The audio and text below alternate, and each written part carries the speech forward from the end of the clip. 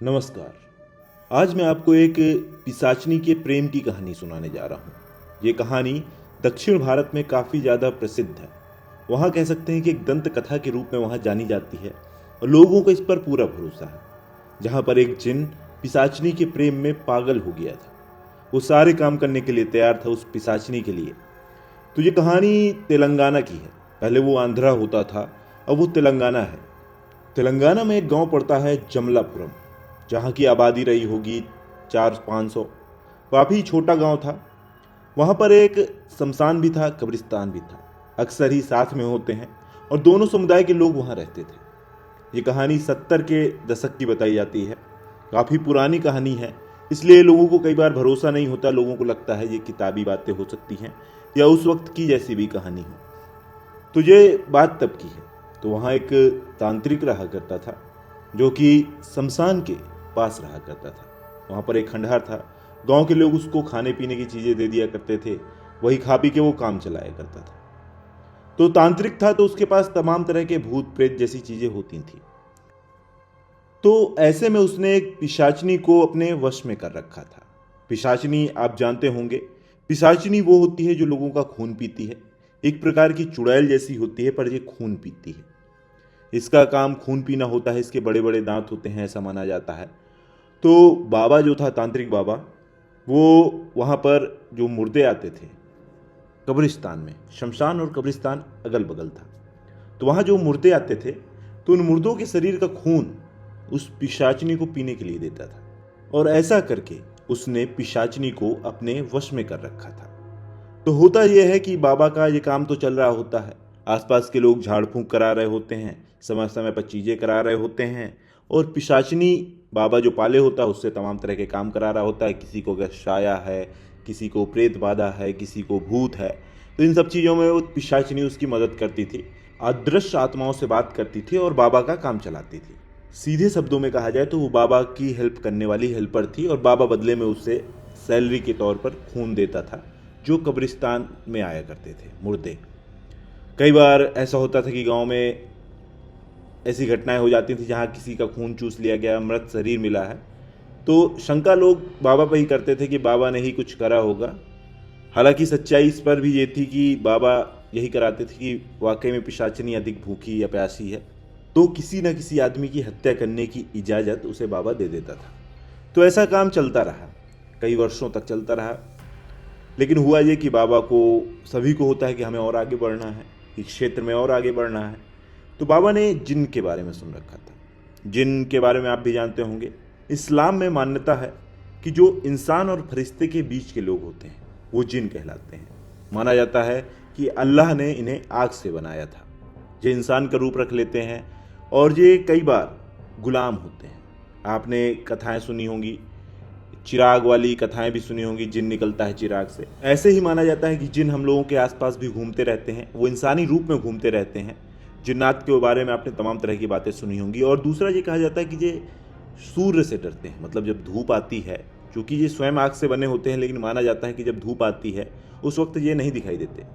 तो जो शाम के समय की नमाज है या बिल्कुल सुबह वाली नमाज है, उस वक्त तो ये वहाँ शामिल हो जाते हैं। कई बार माना जाता है मस्जिदों में दिख गए। आप इंटरनेट पे खंगालेंगे तो बहुत तरह की ऐसी चीज़ें मिलेंगी कि जिन दिखाई दिया, इस मस्जिद में नमाज पढ़ रहा था, इंसानी भेष में था। तो ऐसी चीज़ें आपको मिल जाएंगी। तो होता यह है कि बाबा को आज के शब्दों में कहे तो क्यूरियोसिटी जागती है कि भाई हमें भी सीखना है नया कुछ। तो जिन के बारे में करते हैं। चूँकि कब्रिस्तान बगल में था तो बाबा फिर सिद्ध साधना शुरू करते हैं। बाबा को अपनी साधना में सफलता नहीं मिलती तो वो पिशाचनी की मदद लेते हैं। तमाम तरह की साधना, जिन के लेकर साधनाएं होती हैं। आप इसको बारे में भी इंटरनेट पे खंगाल सकते हैं कि जिन को लेकर कैसी साधना करनी चाहिए। इसके बारे में मैं आपको फिर कभी बताऊंगा। तो जिन को लेकर साधना करी बाबा ने। वो साधना करने के बाद होता यह है कि लगभग 1 साल की साधना के बाद बाबा एक जिन पर काबू पा लेते हैं। अब जैसा कि पता है कि जिन का काम होता है कि अपने मालिक की गुलामी करना, तो जो काम पिशाचनी करती थी वही काम अब जिन भी करने लगा। तो बाबा के पास 2 हेल्पर हो गए। बाबा का जीवन तो बढ़िया चल रहा था, तंत्र मन से बढ़िया शक्ति पा रखी थी बाबा ने। बाबा लोगों में भी फेमस हो रहे थे, आसपास के क्षेत्रों के लोगों का इलाज कर रहे हैं, लोगों की मदद कर दे रहे हैं। कोई परेशान है उसकी परेशानी का हल ढूंढ ला रहे हैं। तो ऐसा कर करके बाबा भी थोड़ा बहुत आसपास के क्षेत्र में फेमस हो गए। तो अब ऐसा होता है कि पैसा भी बढ़ने लगता है जब ये सब चीज़ें आती हैं, तो लोग चढ़ावा देके जा रहे हैं। उस वक्त के हिसाब से एक ठीक ठाक बाबा पहले की अपेक्षा एक मजबूत स्थिति में आ गए थे आर्थिक तौर पर। तो ये सारी चीज़ें चलती रहती हैं, लेकिन होता यह है कि धीरे धीरे जिन और पिशाचनी, चूँकि पिशाचनी रूप बदलने में माहिर होती है, तो एक जिस औरत का वो रूप रखे होती है वो एक प्रकार की मोहनी होती है, उसके मोह में कोई भी फंस सकता है। तो जो पिशाचनी ने रूप रखा हुआ था बड़ा ही मनमोहक था, बड़ा ही प्यारा रूप था। तो उसके पीछे वो जिन थोड़ा थोड़ा प्रेम मोहब्बत वाली बातें कहें तो वो हो जाता है, वो मोहित हो जाता है, उसके साथ रहने लगता है। चूँकि दोनों साथ में ही बाबा के होते हैं, बाबा को कोई कभी वही नहीं होता, बाबा को लगता है कि ये आत्मा है, क्या ही करेंगे।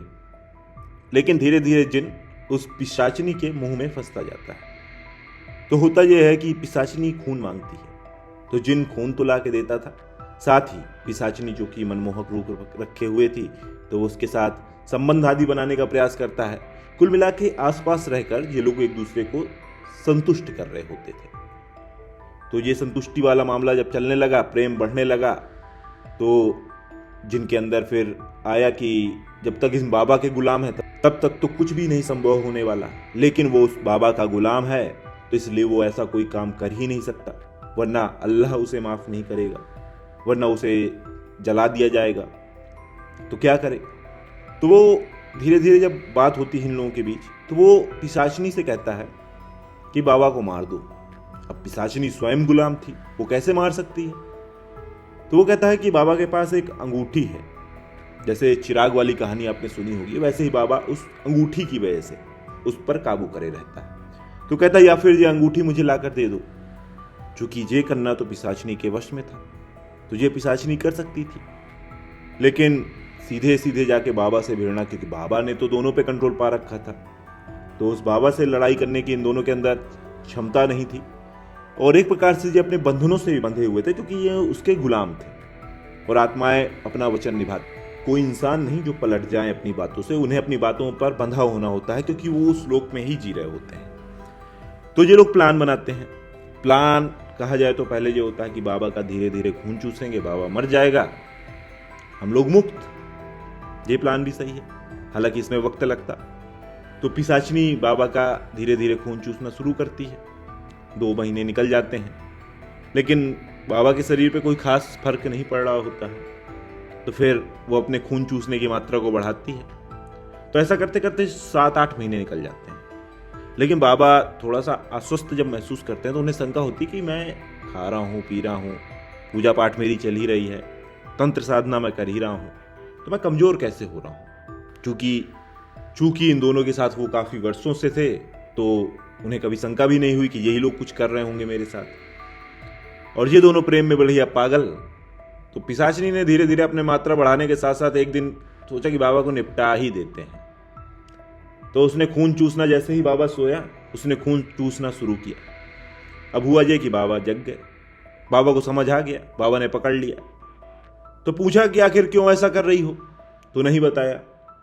तो बाबा ने फिर जो दूसरा जिन था उसको बुलाया, उसको हुक्म दिया कि इसको मार डालो और इसको मुक्ति दो, अब यहाँ से ख़त्म करो इसको, वरना मैं तो मार ही दूंगा। और कुल मिला के एक नौकर को जो आदेश दिया जाता है, वो आदेश दिया गया जिनको कि इस पिशाचनी को ख़त्म करो, और ये मेरा आदेश है और मैं जा रहा हूँ। तो उस रात बाबा चले गए, पर सुबह जगते हैं तो पिशाचनी जिंदा। और जिन तो खैर सूर्य की जब प्रकाश होता है तब तो दिखाई नहीं देता।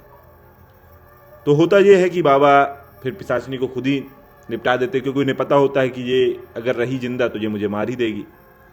और वो उसे जंजीरों आदि में बांध के गए होते हैं रात में। सुबह तक बाबा उसकी आत्मा को दे देते हैं मुक्ति। शाम होती है, जिन आता है, जिनसे बाबा पूछते हैं, काफ़ी नाराज होते हैं कि आखिर ऐसा क्यों किया। तो वो क्योंकि गुलाम है, झूठ भी नहीं बोल सकता, तो उसने सच सच बता दिया सारी बातें कि ऐसा ऐसा हुआ था, मैंने ही ऐसा किया था। क्योंकि वो बाबा का गुलाम था, बाबा को इतना भरोसा है कि बंधनों से बंधे होते हैं, ये कुछ नहीं करेंगे, इसलिए फिर बाबा उस वक्त तो उसका साथ छोड़ देते हैं, पर उसे एज ए गुलाम रखे रहते हैं। और कई वर्षों तक ऐसा चलता रहता है। और धीरे धीरे करके कई साल बाद उन बाबा की स्वयं मृत्यु हो जाती है, और पिशाच जो मर चुका था पहले, उसे तो आत्मा की मुक्ति मिल ही चुकी है, और ये जिन जो कि 4000-5000 साल तक जीते हैं, इसको भी मुक्ति मिल जाती है चूंकि बाबा मर गया। जैसे ही बाबा मरता है जो वो अंगूठी लेके वहां से निकल जाते हैं। तो कहा यह जाता है कि वो जिन आज भी जिंदा है, आज भी घूम रहा है उस गांव और आसपास के क्षेत्र में, उस पिशाचिनी के लिए पागल है और अक्सर ही किसी के ऊपर मोहित होकर उसकी हत्या कर देता है। तो आपको ये कहानी कैसी लगी? अगर आपके आसपास भी ऐसी कोई कहानी चलती हो जो प्रचलन में हो, जिनके लेकर हो, तो हमें जरूर बताएं। हम उसको लेकर लोगों के साथ साझा करेंगे। ये कहानी आपको फिल्मी लग सकती है क्योंकि काफ़ी पुरानी है, पर ऐसी दंत कथा उस क्षेत्र में काफ़ी फेमस है। तो इसके बारे में आप जाकर गूगल भी कर सकते हैं और जान भी सकते हैं, और जिनके बारे में तमाम और चीज़ें लेकर मैं आता रहूँगा। तब तक के लिए नमस्कार।